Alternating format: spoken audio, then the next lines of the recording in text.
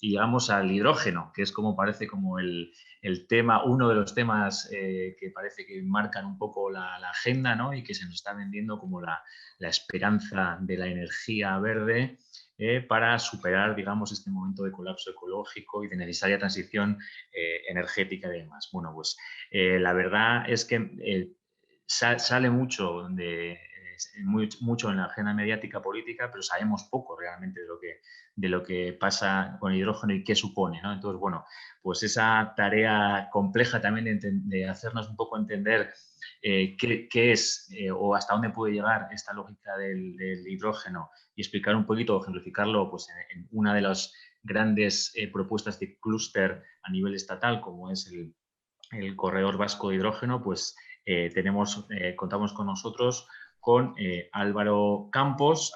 Álvaro es investigador y profesor adjunto de la Universidad del País Vasco, doctor en Ingeniería Térmica y ha desarrollado su investigación en temas relacionados con la eficiencia energética de las energías renovables. En la actualidad imparte la docencia en el grado de Ingeniería de Energías Renovables en la Escuela de Ingeniería de Guipúzcoa y es autor de numerosos artículos científicos y compagina su actividad investigadora con el activismo en materia de transición energética justa, o por ejemplo, es miembro de la red de apoyo mutuo en respuesta a los megaproyectos energéticos, la Alianza Energía y Territorio Aliente y la plataforma también Gure Energía. Pues Álvaro, cuando quieras.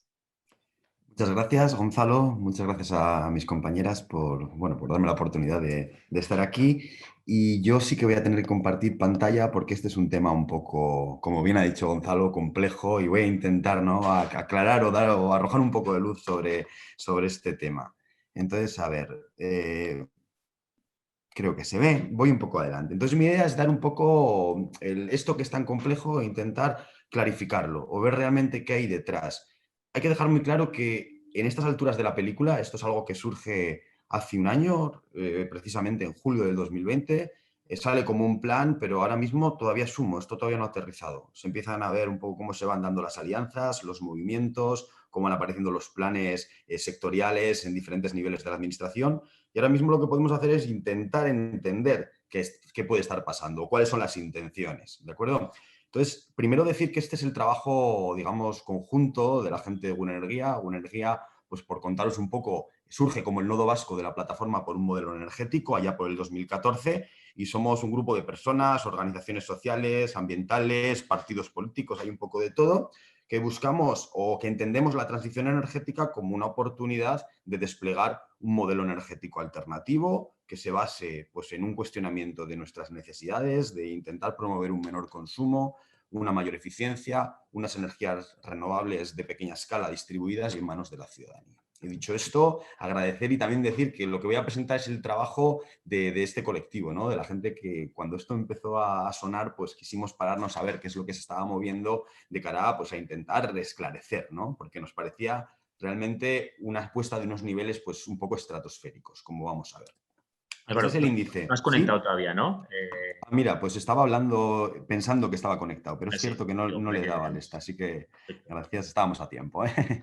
Vale, eso es, estaríamos aquí. Ahí, Vale, esta es la presentación. Estábamos aquí hablando un poco del índice que íbamos a seguir. muy bien. Entonces, primero quiero hablar un poquito de qué es el hidrógeno, porque creo que a diferencia de otras cosas, como todo es tan nuevo, pues hay que empezar un poco a poner las bases de qué estamos hablando. ¿Qué es el hidrógeno? ¿Qué puede ser y qué no puede ser? Luego vamos a ver lo que es la magnitud del boom, tanto a nivel europeo y cómo el agua ha ido cayendo pues, de Europa a los estados y a las comunidades. Y luego, para verlo un poco en una de sus caras, pues vamos a ver el caso de lo que está ocurriendo en Euskadi, que es el caso del Corredor Vasco del Hidrógeno como una apuesta estratégica de Petronor y con el beneplácito de la administración vasca. Y finalmente acabaré con unas conclusiones. Voy a ir rápido porque no sé lo que puede llevar, pero me da la impresión de que hay bastante información. Así que espero que eso no dificulte. Bueno, el hidrógeno. El hidrógeno es el primer elemento, el elemento más ligero de la tabla periódica. Es muy reactivo, es el más abundante, pero no está en forma libre. Está siempre recombinado o bien con agua o en forma de materia orgánica, está por ahí. Entonces, ¿qué quiere decir esto? No es una fuente de energía. El hidrógeno no se trata de coger el hidrógeno de una mina o de ningún sitio y utilizarlo. Es una forma de contener energía. Se puede utilizar para almacenar y se puede utilizar para mover la energía.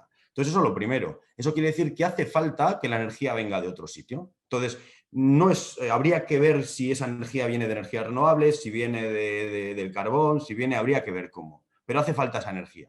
Esto es lo primero que tenemos que tener en cuenta. O sea, una apuesta donde se van a mover millones y millones de euros para algo que no va a dar energía neta a la sociedad. Eso es lo primero. Hay muchas pérdidas en su producción. O sea, hay muchísimos procesos. Luego lo voy a ver muy por encima, pero cuando tenemos muchos procesos vamos perdiendo y además esto está muy bien para el capital porque le permite poner infraestructura, poner megaproyectos, pero desde un punto de vista, digamos, técnico, pues siempre nos va a interesar evitar procesos de procesado, ¿no? La tecnología no está lista, la tecnología no es nueva, no es que el año pasado alguien dijo Eureka y ha salido, esto lleva 30 años, pero de repente pasamos de 0 a 1000. Entonces esto hay que tenerlo en cuenta también a la hora de entender el volumen de la apuesta que se está haciendo. Y se dice, ¿no?, que es interesante donde la electricidad no llega, pero luego cuando ves realmente los proyectos que hay detrás, pues parece que hay un aspecto de, ¿no?, que no hay mucha coherencia. Bueno, este es un ejemplo. Para mover un coche con energía renovable, la forma más eficiente es el coche eléctrico, con todas sus carencias de materiales, con todas sus carencias de necesidades de baterías, como bien nos contaba Beatriz, ¿no?, las implicaciones que hay. Pero a día de hoy el hidrógeno no puede competir ni en forma de uso directo ni en forma de combustibles sintéticos con el coche eléctrico. Eso es una realidad. Entonces, muchas veces nos dicen el hidrógeno para movilidad. Descartado, aquí tenemos los números, o sea, que caeríamos de un 77% de uso mediante un coche eléctrico a un 30% y a un 13% si usamos los combustibles sintéticos que quiere hacer Petronor. Esto es eficiencia, pero esto se traduce en coste. Lo primero, por lo cual ya muchas cosas de las que vamos a ver, pues directamente con esto podemos descartarlas. Y esto no se puede no porque la tecnología no esté lista, son límites tecnológicos. Estamos hablando de techos de lo que se puede conseguir con según qué tecnología. Entonces, luego el hidrógeno, según cómo se produzca, podemos hablar de hidrógeno verde, aquel que viene de energías renovables, y luego hay otros que son un poco, pues el que viene de carbón, el que viene del gas natural, el que viene del gas natural, pero si hay captura del CO2 producido. Lo que hay es un gran lío. Se oye todo esto y esto también es muy interesante, pues de cara para hablar de todo y de nada. Y para hacer, pues eso, titulares muy, muy pomposos, pero que realmente cuando los lees no queda claro, todavía no nos queda claro qué es lo que quiere Europa. Entonces esto también, este despiste, pues se está aprovechando para que incluso cuando queremos criticarlo no tengamos elementos. Por eso digo que yo voy a lanzar muchas preguntas, ¿de acuerdo? Bueno, como punto de partida hay que tener claro, yo recomiendo este informe que está editado pues, por las compañeras que tenemos por ahí, ¿no?, Ecologistas en Acción, el ODIE y otras compañeras de otros estados. Lo que vienen a decir es que de su investigación es que es sospechoso, que parece ser que hay un gran interés por parte del sector del gas natural y que gran parte del lobby, que es el Hydrogen Council, está formado por empresas del gas natural. Por lo cual, a pesar de todo, vamos a ponerlo ahí un poco en cuarentena y pensar que esto ya nos podría hacer sospechar, pero vamos a ir metiendo más y más elementos, ¿vale? Para ir un poco viendo las claves y supongo que en los próximos meses iremos viendo si las sospechas van en una dirección o en otra, ¿de acuerdo? Bueno, muy por encima, os voy a contar cuál es esta economía del hidrógeno. Os cuento, creo que es necesario para entender. Tendríamos energías renovables y solo voy a hablar de hidrógeno renovable, me olvido de los demás a pesar de todos los riesgos que hay por ahí. Entonces, la energía eléctrica renovable, mediante un proceso que se llama electrólisis, separa el agua en hidrógeno y oxígeno. El oxígeno se tira, el hidrógeno es el producto. Ese hidrógeno es muy problemático, se va a escapar, es muy difícil de contenerlo, hay que comprimirlo, es muy caro procesarlo. Pero lo vamos a distribuir y lo vamos a distribuir bien por hidroductos, bien por carretera o bien por mar. ¿Y los posibles usos? Principalmente se puede almacenar y volver a utilizar. Se puede utilizar para movilidad con eficiencia muy baja, pero podría ser interesante en grandes buques y en temas pesados. Y luego a nivel industrial, pues como uso directo para, por ejemplo, la producción de fertilizantes, como puede ser el amoníaco, o, y ahí es donde entraría Petronor, en el combinarlo con carbono, que luego veremos la película de Petronor, para hacer combustibles sintéticos, hacer metano artificial, hacer gasolina artificial. Y esto, vuelvo a decir, esto está en bragas. Lo digo porque es muy importante a la hora de que empezamos a ver los números, porque a mí no me parece mal que se pueda investigar en estas cosas, pero el tema es cuando vemos la magnitud de lo que tenemos delante. El boom. ¿Qué es esto del boom? Bien, parece que cuando hablamos del boom se habla mucho del green, del hidrógeno verde, pero también meten ahí un poco el azul y dicen, bueno, pero de pronto pues seguiremos un poco con el gris, que es el que sabemos utilizar. De hecho, a día de hoy en Europa, menos del 0,1% del hidrógeno que se utiliza es hidrógeno verde. Esto ya nos tiene que poner un poco las alertas cuando se van a meter ahora mismo, que los que saben hacer hidrógeno pues son los señores del petróleo. Eso hay que tenerlo claro a día de hoy. Y eso no hay no es eso. Luego veremos realmente si nos creemos un poco lo que puede venir detrás o no. Entonces, la ola del hidrógeno, si la aterrizamos, se ha hecho a través de unos planes estratégicos que en Europa se ha llamado Estrategia Europea del Hidrógeno. En España, unos meses después, en octubre del año pasado, se presentó la ruta del hidrógeno en España, la hoja de ruta del hidrógeno. Y en el País Vasco, pues en abril, hace un mes, se ha presentado la Estrategia Vasca del Hidrógeno. Quiero que veáis un poco a día de hoy. Para el 2030, Europa quiere pasar a tener 40 gigavatios dentro de Europa de producción de hidrógeno y 40 fuera. Y luego hablaremos de esos 40 fuera porque no es casual y vamos a ver qué es lo que puede haber detrás. A día de hoy hay como, para que os hagáis una idea, una centésima parte menos. Habría que multiplicar por 100 lo que hay a día de hoy y encima hacerlo verde. En España se plantean, pues, para 2030 encargarse de una décima parte, de 4.000 megavatios, y el País Vasco pues, quiere de ese lado pues, estar un poquito en el 20% de lo que haría España, un poco para que veamos esos números. No me voy a liar mucho, sé que esto igual para algunas puede ser un poco complicado, pero os daré la presentación para que podáis ahí sumergiros. Bien, voy a hablar de la parte europea sobre todo. Las otras es un poco el replicar lo mismo con alguna particularidad, pero aquí es donde empieza todo. Primero, Europa decide apostar de forma unilateral sola. No sigue lo que hace Estados Unidos, no sigue lo que hace China, no sigue lo que hace nadie.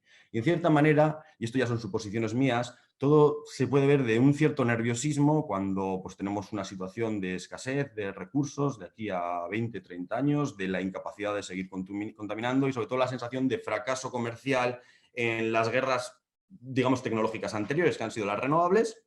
En el caso de España, pues por lo que yo puedo opinar, me parece que también por una cagada estratégica y el tema de las baterías. Entonces, ahora mismo el hidrógeno era una forma de tal. Y ya cuando leías a los americanos a lo largo de este año, hablaban de la nueva fiebre del oro europea. O sea, que esto no se lo cree nadie, por lo cual podemos tener realmente pues, todas las sospechas del mundo. Entonces, hay un grupo de presión, un lobby, que es el Hydrogen Council, que cuando esto llega a Europa se refunda como el Hydrogen Europe, y ahí esto se oficializa con una alianza a nivel europeo, pero ya dentro de la administración, que es la European Clean Hydrogen Alliance. Y es muy importante el clean hydrogen, el hidrógeno limpio, porque no dice verde. Y esto también abre la puerta para todos los fantasmas que os podéis imaginar. Habla de hidrógeno verde y azul, pero dice que el gris, si acaso, mientras tanto, pues quizás pueda ser una buena idea. Si tenemos en cuenta que a día de hoy es menos el 0,1% el verde, pues todo parece que vamos a seguir un poco utilizando gas natural y todo esto, sobre todo si además sospechamos un poco, puesto que los señores que están de la Hydrogen Council detrás son los señores del gas natural. De todos modos, y esto ya lo dicen todos los que saben de esto, si queremos tener un hidrógeno verde barato, no vale el hidrógeno hecho con las renovables del norte o del centro de Europa. Hay que ir a las periferias, hay que ir al sur y hay que ir, si se puede, fuera. Cuando digo fuera, es lo que comentaba Gonzalo antes, hay que ir a África. Y por eso, en la hoja de ruta dice, se habla de 40 gigavatios en Europa, que ya os podéis imaginar para dónde pueden ir, y 40 gigavatios fuera. Hablamos de que esto se hace electricidad renovable convertida en hidrógeno, ¿vale? Y yo, para entender esto, que no sabemos, no podemos saber lo que hay detrás, porque esto todavía es especulación, pero quiero poner unas noticias. Por ejemplo, el proyecto alemán de construir la represa más grande del mundo, pero la más grande del mundo después de las 3 gargantas chinas, de justo para generar hidrógeno por 44 gigavatios en el río Inga, que es un afluente del Congo, que coincide exactamente con esos 40 gigavatios fuera de la Unión Europea. Y moverlo, este hidrógeno, mediante barcos para llegar a Alemania. Entonces, esta la noticia la tenéis ahí, podéis ir a por ella. El tema es que como hay que llevar la energía renovable de los sitios, digamos, donde es más barata, interconexiones eléctricas. Una que une España con Francia por debajo del Golfo de Vizcaya y más que quieren hacer por los Pirineos. Son infraestructuras pagadas por los consumidores, no por las personas y por los agentes que se van a, digamos, porque eso también es importante, de quién paga, quién se beneficia de todas estas cosas. Y luego los proyectos de interconexión con Marruecos. Esto nos viene a dar un mapa que tiene un poco esta pinta, donde aquí no se ve muy bien, estas son las interconexiones eléctricas con las periferias, pero es muy curioso los nuevos proyectos de, digamos, de Italia con Túnez, de España con Marruecos, de Italia también con Montenegro.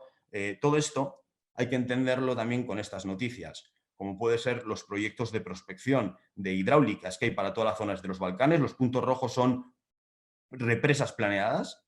Eso puede explicar la interconexión. Y ya digo, no quiero cerrar cosas, quiero dar elementos. Puede justificar la interconexión de Montenegro con Italia.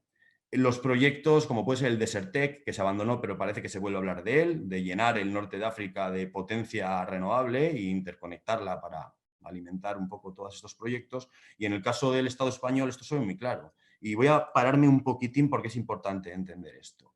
En la izquierda tenemos en 2018 que solo Castilla y León y Extremadura eran capaces de producir más electricidad al año de la que necesitaban. Y el resto eran deficitarias, con sitios como Madrid, pues, como un gran agujero de consumo de energía, y el País Vasco, que le anda cerca, ¿no? Pues si ahora mismo todas las solicitudes que hay sobre la mesa de nuevos parques, que tienen también mucha componente especulativa, pero si se aprobasen y se construyesen, y digo que las licencias están dadas, tendríamos que sitios como Castilla y León produciría 3 veces la electricidad que necesita, no veo todo el mapa, Extremadura pues casi 3 veces, todo esto. Entonces, esto tiene sentido desde un punto de vista de... Es que no quiero cerrar un poco las relaciones. Las voy a dejar ahí, ¿vale? Y luego las volveremos a ellas. Luego hay otra historia. Las TSOs son las gestoras de las líneas de gasoductos, que ahora también se meten en la de hidrógeno y han dicho, esto es la leche, vamos a hacer realmente una gran red troncal de hidroductos a nivel de hidrógeno. Y han contado una mentira, que es decir que se puede mezclar, o sea, se puede utilizar los gasoductos para llevar hidrógeno. Y eso no se puede. Y no se puede, pero prácticamente no se puede reaprovechar nada.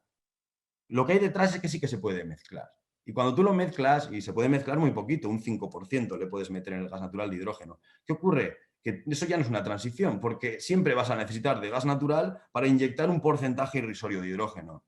Por lo cual aquí lo que parece también es que hay otros intereses distintos a una descarbonización. Porque si no, no dirías un dato que si lo sé yo, lo tienen que saber ellos perfectamente que viven de esto. Entonces, bueno, tenemos la gran red de los hidroductos, que esto sería para 2030, esto sería para el año 2035 y para daros unos datos hablaríamos que 6.800 kilómetros nuevos de hidroductos conectando esos valles del hidrógeno que comentaba antes Gonzalo y donde el caso del corredor vasco sería un ejemplo.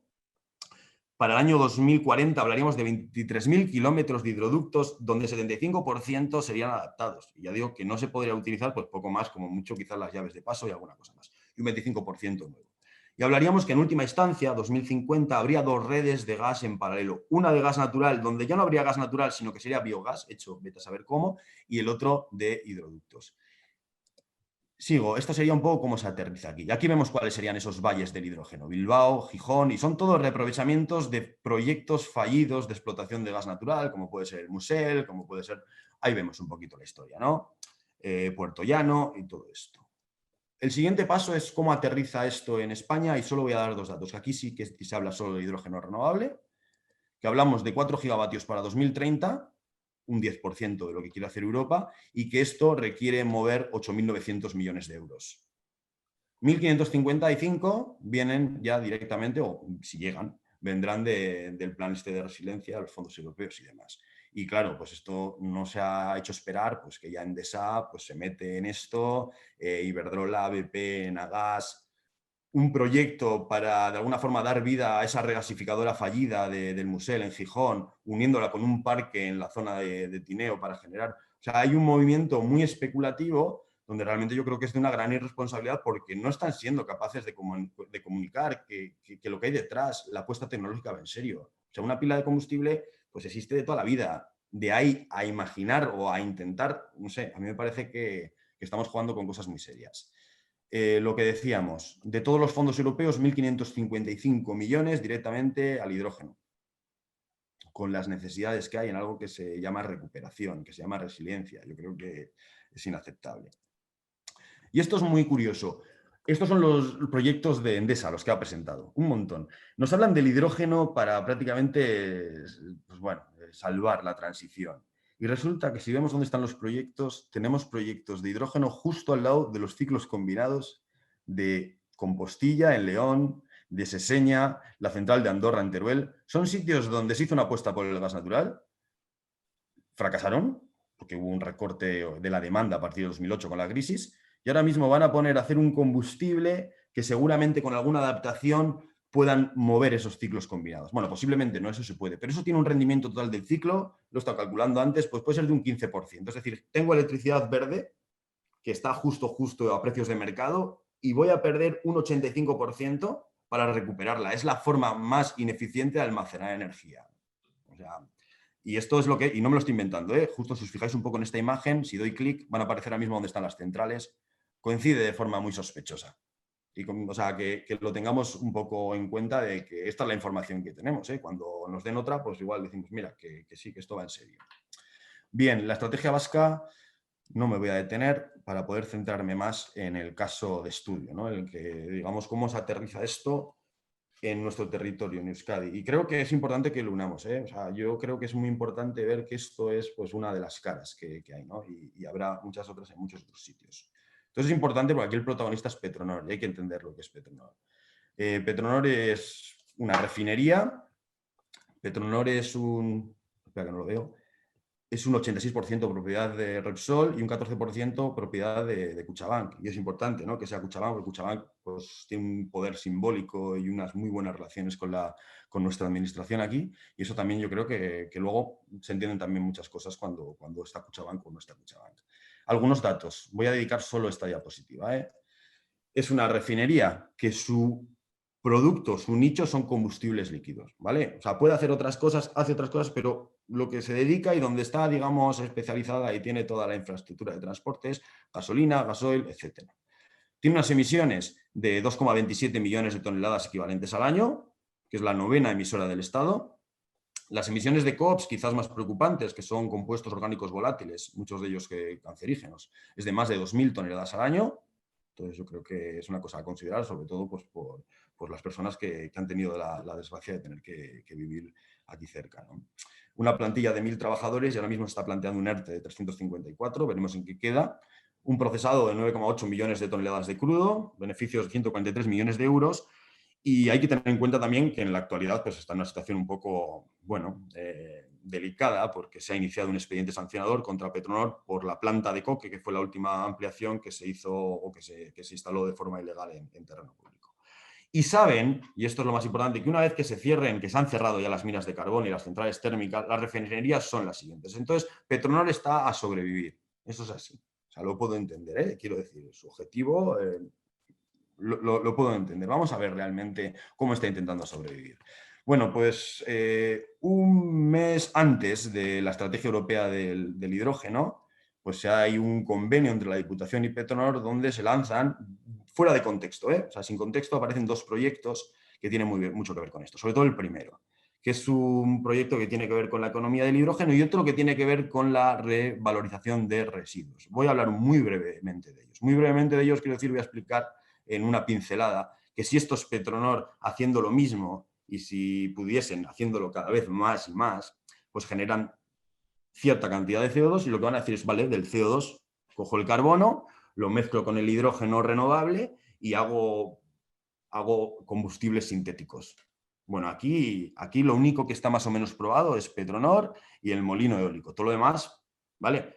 Pero esto es un proyecto que interesa mucho porque las emisiones no se van a reducir, ¿eh? Las emisiones de CO2 que vamos a atrapar, al final, en lugar de emitirse en Petronor, las van a emitir los coches que van a utilizar esos combustibles sintéticos. Es una deslocalización, pero bueno, yo puedo entender que va a intentar y luego a ver quién lo paga, evidentemente, ¿no? Porque hay unos intereses económicos que son los que Petronor va a defender. Y luego hay otra, que esto ya, pues bueno, lo que va a hacer es producir mediante pirólisis gas natural. Bueno, esto tampoco quiero entrar mucho en detalle. A mí me parece un poco chapuza y seguramente lo que hay aquí detrás es generar electricidad de residuos, decir que es energía renovable y la energía renovable para hacer ese hidrógeno verde no venga de molinos ni nada, sino que venga de, pues como cuando dicen que Zabalgarbi, que es una incineradora que tenemos aquí al lado, genera energía renovable, cuando lo que está haciendo es quemar basura. Bueno, ¿aquí qué pasa? Que si Petronor va solo con esta idea, pues bueno, pues igual puede encontrar fondos. Ya digo, está bien relacionada, tiene buenos amigos, pero lo que hace es subirse al carro de todo esto que se está moviendo a nivel de Europa y monta pues su valle del hidrógeno. Entonces aquí tendríamos, os explico muy brevemente, esto sería Petronor, aquí dentro estaría la nueva productora de hidrógeno verde, Aquí en el puerto se pondría la tratadora de residuos, unas tuberías, unos hidroductos, aquí un parque tecnológico y aquí algún proyecto piloto en Zorrozaurre, que es, bueno, pues una zona de Bilbao, así como destinada a ser, decían, del nuevo Manhattan, no sé en qué quedará. Bueno, este es el proyecto y esto es lo que permite, de alguna manera, en algo que si vemos lo técnico no tiene ninguna base, pero ya aparecen, pues lo que decía Gonzalo, muchas noticias. Aparece como una ilusión que se contagia. Hay mucha gente que también es como el expediente X, ¿no? Que quiere creer. Entonces, se genera esa situación y aparece pues realmente la excusa para que ya no sea realmente a ver si puedo rascar, sino para ir en serio. Y para ir en serio donde ya el gobierno vasco este proyecto lo hace suyo y dice, bueno, la apuesta vasca va a ser la apuesta de Petronor, vamos a buscar 1.300 millones de euros, que es lo que se estima que va a costar, y 400 millones de euros van a venir de esos fondos que comentábamos antes, ¿no? 400 millones vendrían de los 1.555 para hidrógeno que vendrían de Europa, en concreto aquí. Entonces, claro, aquí es donde yo creo que ya podemos empezar a ver. O sea, hay que entender, ¿eh? Petronor está arrinconada, se acaba el petróleo, o sea, hay ese rollo. Y sale de repente esto que es como, va, Petronor flipando, ¿de acuerdo? O sea, que hay que entenderlo también un poco en esa clave. Esto es todo lo que se ha movido. Pues un montón de empresas dicen, joder, va Petronor, está el gobierno vasco, pues algo caerá. Entonces, esto es el corredor. Y el corredor no son estos dos proyectos piloto, sino el corredor son 35 proyectos en algo que prácticamente, no sé, o sea, un poco todo lo que he ido diciendo, ¿no? Vamos a dejarlo ahí en el aire. Son 35 proyectos que van a requerir, pues lo que hemos dicho antes, 1.300 millones de euros, prácticamente la totalidad del fondo dedicado a hidrógeno para todo el Estado. Y lo que quiero acabar es con preguntas, porque ya digo, como todavía todos son movimientos, son noticias, la gran mayoría de la información la sacamos de noticias de prensa, donde muchas veces se mezclan conceptos, es muy difícil saber de qué tipo de hidrógeno estamos hablando y se dice una cosa y la contraria. Pero sí que vamos a lanzar unas dudas. Primero, ¿es porque la tecnología está lista? ¿Es porque de repente alguien ha encontrado a alguien? ¿Es porque alguien, lo que hablábamos, ¿no? ¿Ha visto algo que no habíamos visto? ¿O esto es que estamos arrinconados? ¿O es una oportunidad de financiación pública de un sector en declive? Bueno, yo aquí sí que me atrevo a ver, a inclinarme más, ¿no? De decir, joder, justo ahora, ¿no? Luego, ¿es sensata semejante inversión en un sector que no tiene la capacidad de generar energía neta? Es que mover tanto dinero para algo que necesita de que la energía venga de otros sitios. Os voy a poner un ejemplo. Europa quiere para el 2050 500 gigavatios. Para generar 500 gigavatios verdes harían falta como 700 gigavatios renovables. Pero es que toda la potencia eléctrica instalada en Europa a día de hoy es 546 gigavatios. O sea, estaríamos hablando ya de tirar a los 1.200 gigavatios, que a ver dónde se producen. Es que a mí realmente, no sé, me cuesta ver realmente cómo se puede defender esto en serio. Claro, cuando tú no atas todo esto y lo sueltas, pues también entiendo que o no tenemos la formación o bueno, hay que hacer un poco ¿no? de investigación. Pero una vez que lo coges es como decir, hostias, todo esto para algo que es un contenedor, son pilas al final, para entenderlo de alguna manera. Es que el problema de dónde viene la energía no lo has resuelto y la base de Europa es esa. Ostras, ¿de dónde vendrá la energía renovable? Pues mira, aquí hay un proyecto que ha salido recientemente, Boroa, es un ciclo combinado de esos que comentaba antes, que ya dice que va a hacer esto, que se va a poner a hacer esto. Y lo que va a hacer es, pues seguramente de lo más chapucero que se puede hacer con el hidrógeno, que es lo que os comentaba antes, ¿no? Utilizarlo de almacenamiento y perder el 85%. Pero es que no va a decir, yo me pongo mis molinos, no. Va a hacer PPAs, que son contratos bilaterales, y la electricidad vendrá, pues, de Extremadura, y allí Beatriz os pondrán un parque de 2.000 hectáreas y cualquiera se mete con ello, porque seríamos anticológicos y demás. Cuando realmente aquí hay una serie de preguntas de quién se va a beneficiar de esto, quién se va a pagar, y en el caso de hidrógeno otra cosa. Como esto seguramente no salga, cuando esto explote, ¿quién se lo va a comer? ¿Quién va a asumir los riesgos? O sea, esos son los temas, yo creo, importantes, ¿no? Y en el caso de Euskal Herria, pues se van a profundizar unas relaciones de deuda ecológica que ya tenemos de toda la vida. Somos una zona con mucha densidad de población, con una geografía o una orografía muy irregular. Vamos, aquí no vamos a poner, pues bueno, tenemos unos pocos molinos en el Monte Oiz y algunas placas que se van a poner en Araba. Y eso es así. Entonces esto, claro, pues se empieza a ver realmente. Yo puedo entender que haya que hacer unas relaciones de solidaridad entre territorios, a ver en qué términos, pero que esto sea por proyectos megalomanos en los que no son siendo lo suficientemente capaces de explicar la necesidad de esto o los riesgos. O sea, es como, oye, nosotros sabemos, esto hacernos caso. ¿cuándo os hemos fallado? ¿No? O sea, todo ese rollo. Entonces, bueno, Petronor el otro día dieron una charla el viernes pasado y le preguntaron, ¿no?, si estaban dispuestos a seguir adelante si los fondos no llegan. Pues bueno, eso no hace falta que les preguntes, claro. El tema es, ¿y el resto? El resto lo que ves, un festín de la leche, pues caerán migas, vamos ahí, a ver qué pasa, ¿no?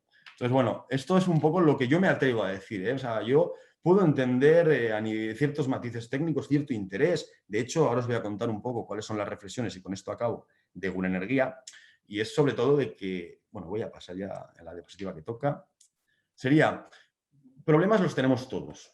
Reactividad, se escapa. Y cuando digo se escapa es que lo meto en una botella de plástico y se me va a ir por los poros. O sea, es que es lo más pequeño que hay en la naturaleza, ¿vale? A nivel de componente entero. La eficiencia, el transportarlo, el almacenarlo. Para transportarlo y para almacenarlo hay que comprimirlo, más electricidad. O sea, eso hay que tenerlo en cuenta. Entonces, lo primero es que la apuesta no se corresponde al estado de la técnica ni a las capacidades que tiene el hidrógeno, porque el hidrógeno no es una fuente de energía, ¿de acuerdo? Creemos que podría tener su nicho de mercado, pero en algunos sitios donde no llega la electricidad o donde ya se está usando. O sea, para el tema del amoníaco puede ser. Para descarbonizar, por ejemplo, la aviación o el sector, la movilidad de los grandes buques puede ser, habría que ver cómo, ¿no? Entonces, lo que sí que creemos es que no se puede empezar, y esto pasa con todo, empezar con la oferta. Hay que empezar por la demanda, hay que entender qué necesitamos, estamos transitando, va a haber problemas, cuánto vamos a necesitar y a qué coste, cuánto estamos dispuestos o cuántos impactos estamos dispuestos a generar, todas esas cosas. O sea, es que si no, es lo de siempre, ¿no? Y creemos que cualquiera que sean los resultados, pensamos que como el mal está en lo grande y también creemos que lo pequeño es hermoso, que decía aquel, pues creemos que hay que apostar por instalaciones distribuidas de pequeño y mediano formato, cercanas a los puntos de consumo y nunca megaproyectos como el que se plantea. No por el megaproyecto, sino por todas las relaciones de gobernanza, de poder, de injusticias, todo lo que hay detrás de estos temas, ¿no? Entonces, cuando queremos hacer esto y encima con dinero público y con algo que creemos además o sospechamos que no funciona y tampoco nos han demostrado lo contrario, o a no ser que igual tienen ahí algunas, no lo creo, ¿no? Pues bueno, creemos o nos oponemos directamente a estos megaproyectos, pedimos priorizar un verdadero cambio, creemos que lo que decimos desde la plataforma, esto es una oportunidad y simplemente nos hacemos trampa, hacemos un cambio tecnológico para estar en las mismas, pues realmente pues estamos haciendo. Entonces muchas veces estas soluciones yo creo que son más peligrosas que no hacer nada, porque estamos generando la ilusión de, oye, tú como ciudadano no te preocupes que ya se están haciendo cosas, ya se están poniendo molinos, ya está el hidrógeno. Es que yo creo muchas veces, ¿no?, desde el ecologismo, cuando nos metemos con los grandes parques y tal, nos dicen esto es irresponsable. Yo creo que es más irresponsable vender la falsa solución. Entonces yo ahí sí que lo quiero decir, aquí hablo igual un poco más a nivel personal, ¿eh? Creo que mis compañeras también lo comparten, pero bueno. Y para final, si ya además estamos supeditando estos megaproyectos en otros continentes, en otras zonas, para implantar pues, este nuevo colonialismo energético, pues yo creo que no tenemos ni siquiera derecho a decidir sobre ello, sino que tendrá que ser por las poblaciones, los pueblos, los territorios los que digan algo al respecto. Y esto sería todo. Me da la impresión de que he respetado el tiempo, ¿no? Sí, Más lo has hecho, lo has hecho. Vale, Bueno, oye, pues vale. muchas gracias también, Álvaro, porque también Venga. darnos un poco también de luz también en esta cuestión tan complicada, ¿no?